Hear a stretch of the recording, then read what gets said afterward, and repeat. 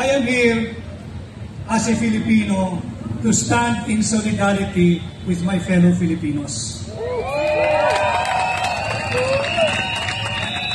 Many people, even from other religious denomination or religious sect, have tried to simplify this whole issue as between your leader and KOJC alone, which I appeal to the many of our Filipino brothers now who are watching. Alam ko marami nakasubaybay. Tanggalin po natin ang ating bias or prejudice na ito ay patungkol lang sa mga miyembro ng KOJC. Ang mga inaapi, ang mga karapatang sinasamantala at hinuyurakan doon sa Davao, hindi lang po sila KOJC. Sila po ay kapwa nating Pilipino. Yes! Ako ay mula sa Roman Catholic. At hindi rin naman ako mananahimik kung ang nangyayari sa inyong organisasyon, sa inyong sekta o sa inyong relihiyon ay ginagawa sa simbahang Katoliko. Hindi dahil sa simbahang Katoliko kung miyembro, kundi sila rin ay kapwa natin Pilipino. Yung pagrespeto, respect for humanity, walang kinikilalang nationality, walang kinikilalang relihiyon, walang kinikilalang political affiliation. Ang respeto sa karapatang pangtao, kahit ano ka pa, dapat respetuhin ng gobyernong siyang sanang kumakalinga at nagtataguyod, nagtatanggol ng ating mga karapatang pangtao.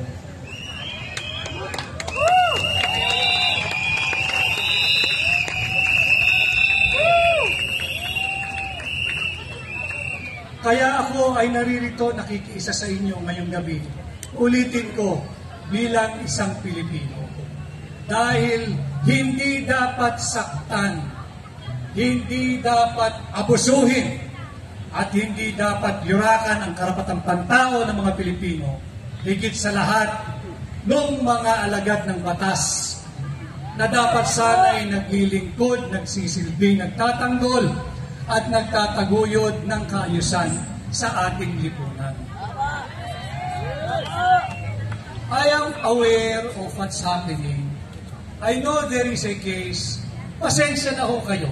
Ito'y tapatang usapan. Alam ko pag ilang gabi nyo narito, nababasa kayo ng ulan, nagpapakapagod, sapagkat pinaglalaban ninyo ay prinsipyo at ang inyong karapatan. Alam naman natin may ikinaso sa inyong pinuno, sa inyong leader. At respeto natin yan. Subalit hindi nakangahulugan, siya ay guilty na. But should he surrender, should he submit himself to the jurisdiction of the court? That is a $1 million question that he alone can answer, that he alone should answer. Not any of us, not the lawyers, especially not me. But again, I am here to stand with you, my fellow Filipinos. Yes!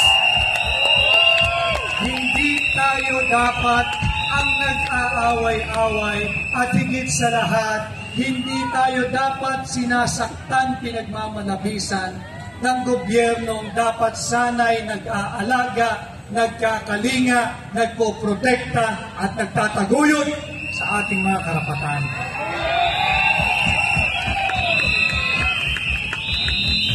I do not want also to belabor on the legal aspect of the case. But just to simplify, yung sinasabing writ of amparo.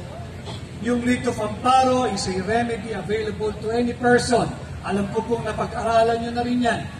Whose life, liberty, or security is violated or under threat of being violated by public official, public employee, or even public individual or private individual or private entity.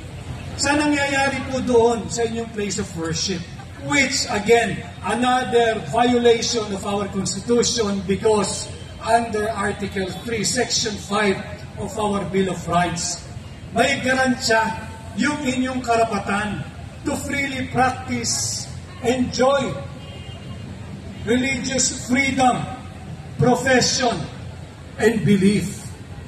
At all times shall be allowed and shall not be violated. Nasasalig ang batas po natin yan. Subalit ang nangyayari doon sa inyo, yan po'y simbahan. Pagkakalam ko, yan din po ay residential place ng karamihan sa inyo. At yan din ay mayroong eskwelahan, may mga kabataan. Subalit, yung mga kabataang Pilipino, yung mga kababaihang Pilipino, yung mga kababayan nating Pilipino, na nagkataon ang kanilang religious belief, kagaya ninyo ay KOJC, hindi nangangahulugang meron ng lisensya ang ating mga alagad ng batas na sila'y gamitan ng tear gas. Na sila'y pakitaan ng matataas na uri at kalibre ng baril. Na magdala ng mga sniper rifle at sniper personnel ng PNP. At magdala ng libo-libong tao just to enforce the warrant of arrest. Sinasabi nila, napakalaki daw ng compound ng KOJC sa Davao. Again, huwag natin pag-usapan, let's not tag along or play along their narrative, simplifying everything, na ito'y patungkol lang sa isang reliyon. Hindi, uulitin ko, ang mga kabataan, kababaihan at nasasaktan doon ay kapwa natin Pilipino. At hindi porki kayo ay miyembro ng KOJC, you have become less of a Filipino. Hindi ibig sabihin kayo ay KOJC, mas maliit lang ang inyong karapatan sa ilalim ng ating batas at ating saligang batas. Pantay-pantay ang ating karapatan, anong reliyon ka man, dahil tayong lahat ay Pilipino. At hindi dapat saktan ng Pilipino ang kapwa niya Pilipino.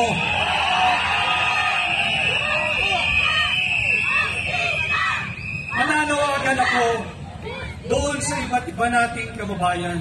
Hindi ho porke kayo ay magpapahatid ng salita rito, dadamay sa ating kapwa Pilipino, kayo ay magko-convert na into KOJC. Hindi. Tayo'y dumadamay sapagkat nasa ugali nating Pilipino na hindi tayo pumapayag na inaapi ang ating kapwa Pilipino. We cannot be